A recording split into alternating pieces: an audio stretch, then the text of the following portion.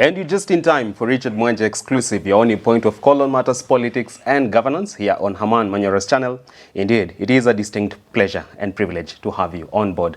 Now today on the conversation, we are addressing the state of the nation and particularly looking at the extremes that we are having as a country and whether as a government and as a nation we've put our best foot forward. But first things first, allow me introduce the analyst for the day. He is none other than Kenya's most sought after political analyst, the first of his name, Herman Manyora. Great to see you today, donning flowery purple shirt. Straight to the day's conversation. And how about we begin by the tone of the government on the current disaster we're facing as a nation, that is the flash floods. And let's begin from the sentiments of the chairperson of the President's Economic Advisory Council, that is Devin D, who has come forth and said the government is not an agony aunt. Literally means it has a higher calling than just offering empathy in such times of crisis.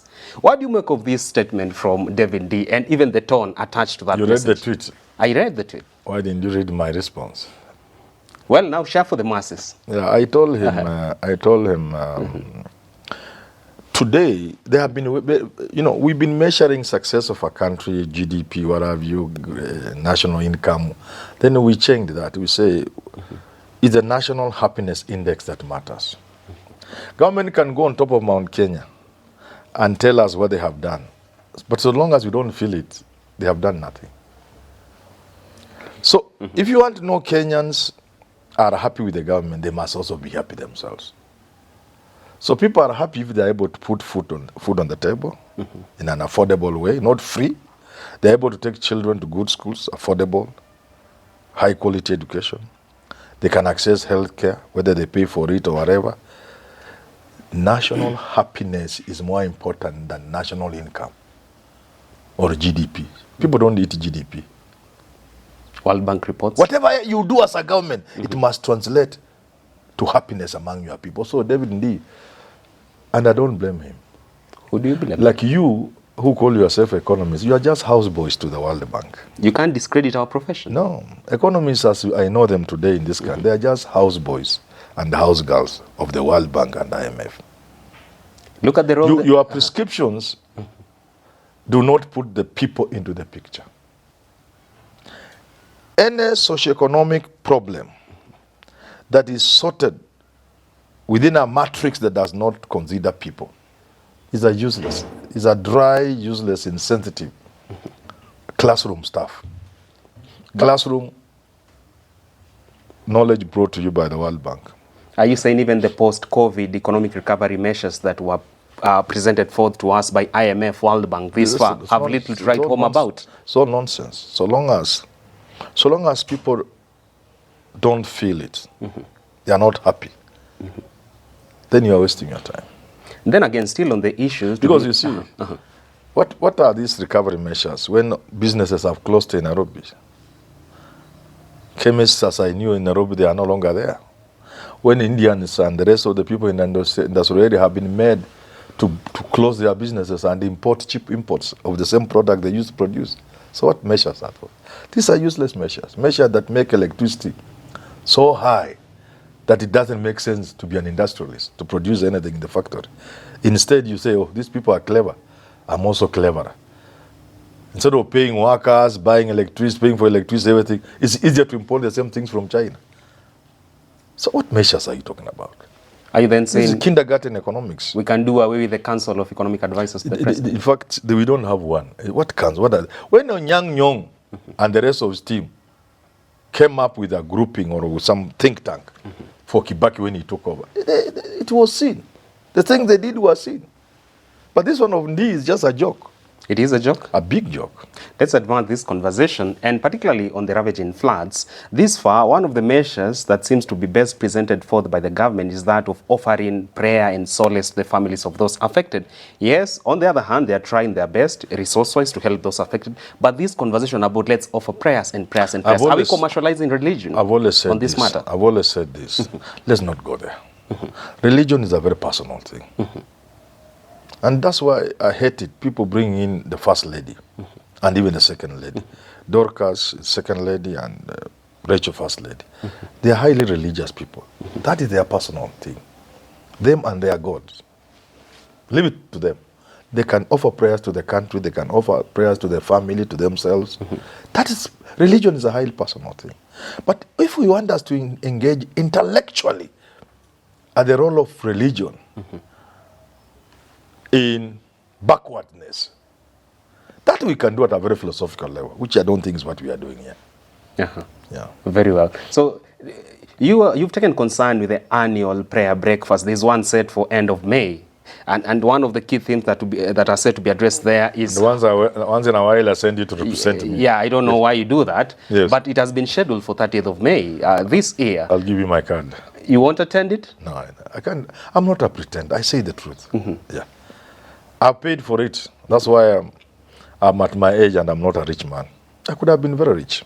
But right from my school days, I'm known for saying the truth. Even when I know it will deny me a few good things.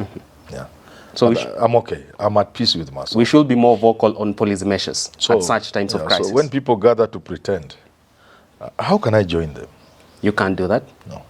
Very well. Moving on swiftly, another measure that has been taken by the Nairobi County government, of course, one of the areas most affected by the ravaging floods, and the most recent one was a move, sort of a subtle move by Governor Sakaja, reimbursing fare to students who were affected by the floods, which orchestrated the change of opening dates school-wise.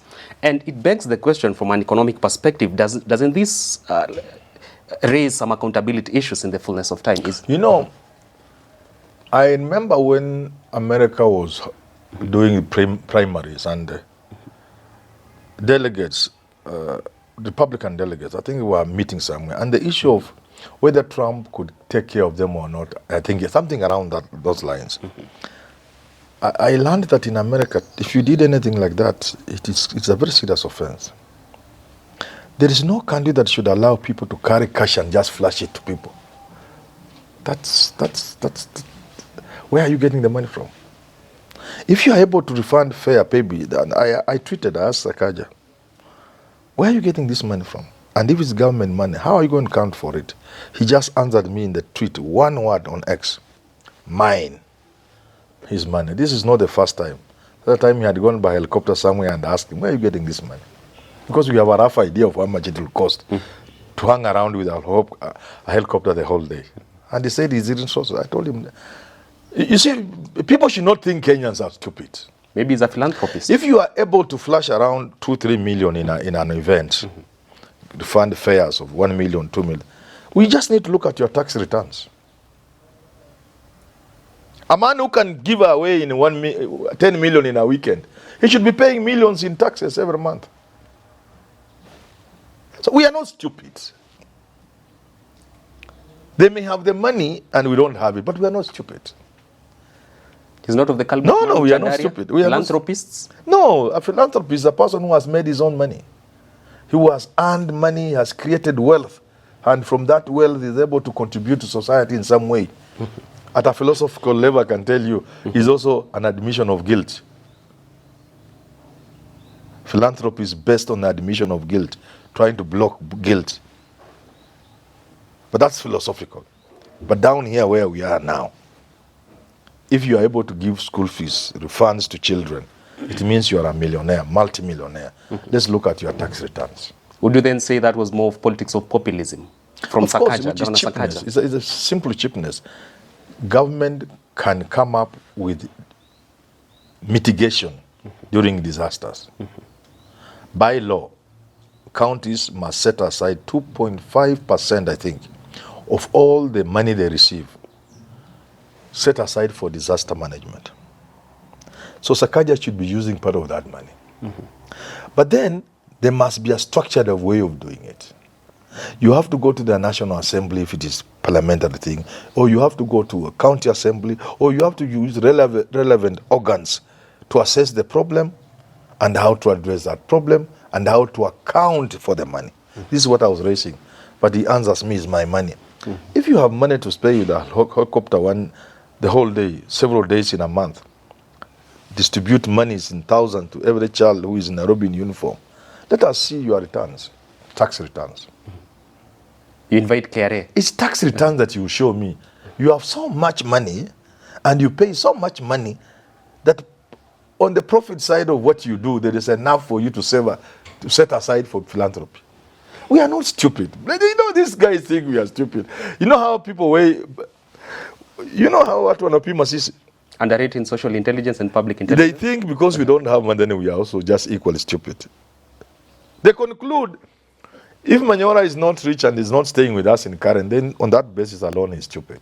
He's primitive and backward. Yeah, because if he had a brain, he would be living next to us. They forget that if you are staying in Karen, everybody around you is either a thief, a drug dealer. That's the truth. You can't say that. But that's the truth, and they know it.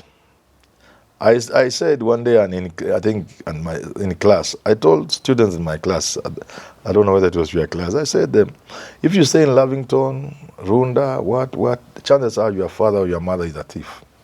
Hey, some girl almost hit the roof. You'll make Arab Kira not come on this show again. And one day I said, no, Kira is not a thief. One day I said this, and then my friend Tuju, he called me, said, Manyora, my daughter has just told me, Manyora is saying that you are all thieves. Tuju took me through how he made his first million. From charcoal to gold? No, not charcoal. Tuju was very good in land. These are guys who are buying land an acre like 300,000. Not an acre, cheaper than that.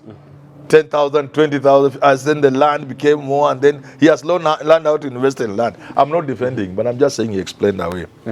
So even if you think you are smart, but everybody around you is a thief or a crook or a criminal or a drug dealer. So what children are you bringing up?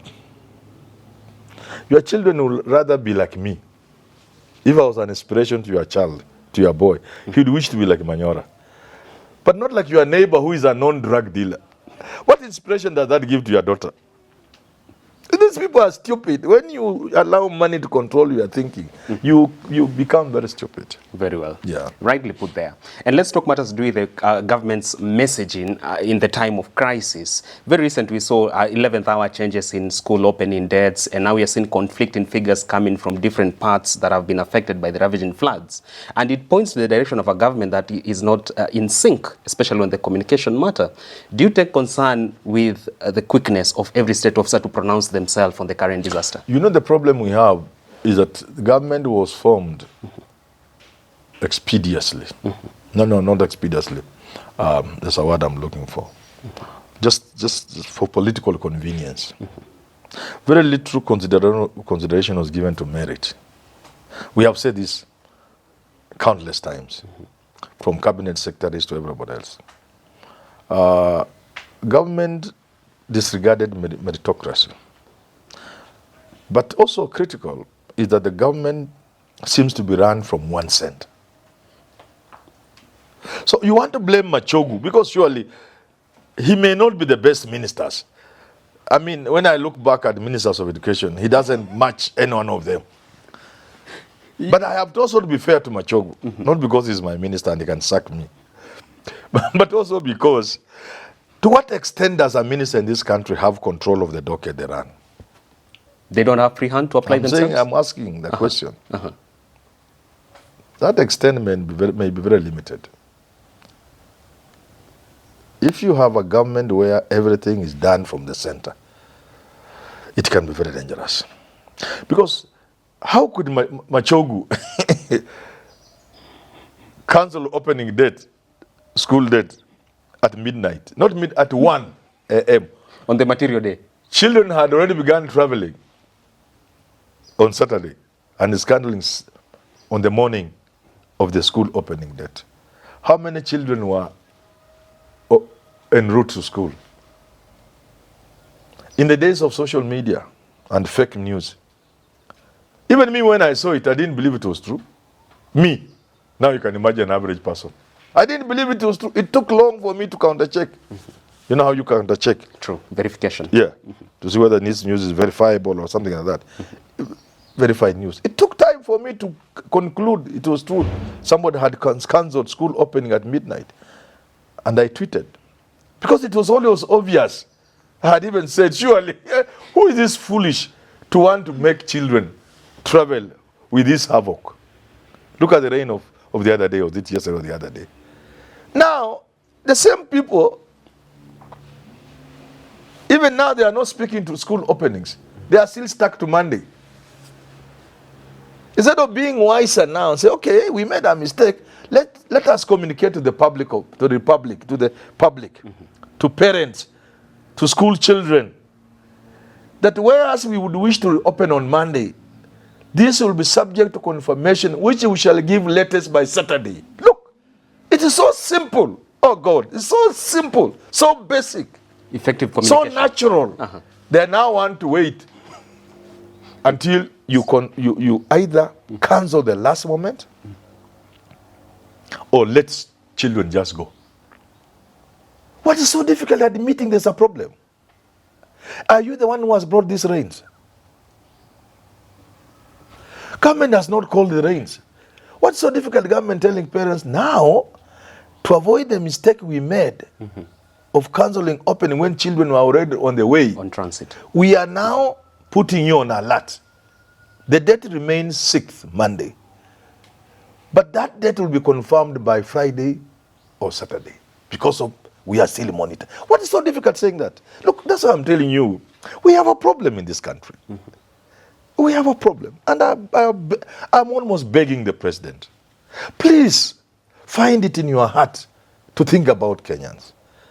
Send these thugs home and give these jobs to people who are your friends, who come from regions you want. But pick people from among your friends who are capable of running government, who can give you proper advice. If you want to give a Kalenjin job, there are many Kalenjin who are better than Kipchumba Murkomen. If you want to give a Meru job, it doesn't have to be Linturi. He's a good friend. He has done something to you. There are many ways of saying thank you. It doesn't have to be a cabinet position. You can give them business. And they be businessmen and women? Yes. As enough political reward? Yeah. You don't have to give them, to put them in charge of government. Now when Kenyans are dying left, right, government is not offering proper mitigation for the floods. There are no measures being taken to indicate that we are aware of the mistakes we have made in terms of planning, in terms of flouting planning. There's nothing we are doing so that when there's similar rains 3, 4, 5 years down the line, we are wiser and better prepared. This cannot come from one head, however intelligent you are, Mr. President. This can only come from a team. Because in a team, you see something I didn't see. You look at an angle I didn't look at. And when we meet in cabinet, when we put our heads together, what looked like a huge, humongous problem becomes manageable. And that's the idea of having a cabinet.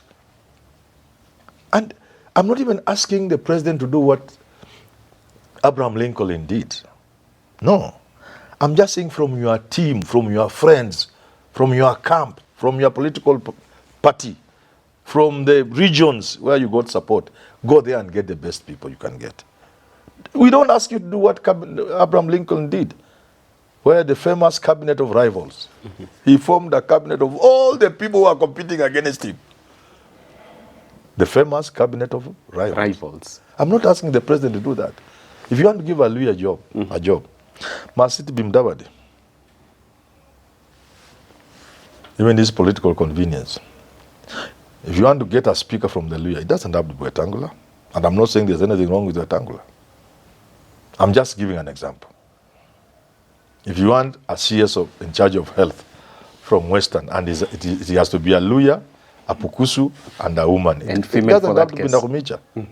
There are Luyas who are Pukusus, who are women, who are young, but who can be ministers and not Nakumicha. And I have nothing against her. I'm just saying, how many people have died since doctor strike started? Quite many.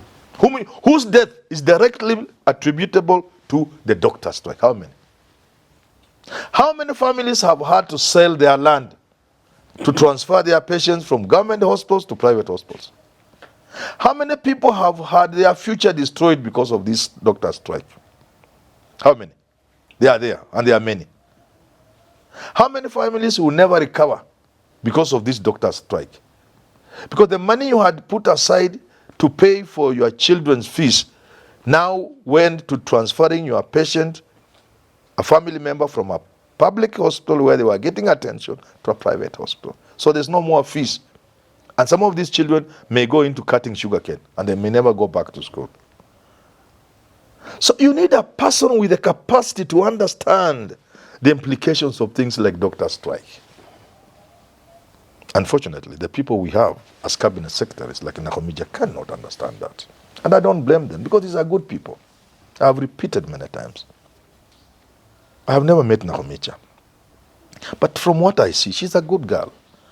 She's my daughter. Nice, beautiful girl. Mm-hmm. There are many good things she can do for this country. There are many jobs she can fit in. But being CS Health, certainly not. Certainly not. No. Well, that point by Herman Manyora takes us to the wrap of this conversation today, discussing matters to do with the measures presented forth by the government to address the current crisis we're facing as a nation, and we've actually analyzed whether they are viable enough. Time now for our fan of the week. It is none other than this gentleman, Ian Karanja from Kapkoi, Sisal. Ian Karanja from Kapkoi, Sisal. Kapkoi is in Kericho? Trans Nzoia. Trans Nzoia. Oh, okay, yeah. Near Magoro Park. Oh, near Magoro Park there? Yeah. Those beautiful places. True. Wonderful. Thank you very much, Ian. Thank you very much. Spread the word that this is the place to be. Well, asante sana. Always a pleasure to have you on board. We wait to see you on our next edition. And remember to tune to some of our other programs with Jadiel Kabiro, Evans Okinyi, and also the solo show done by none other than the firebrand himself, Herman Manyora. Until next time, up next on your screen is the Business Glide African Proverb of the Day.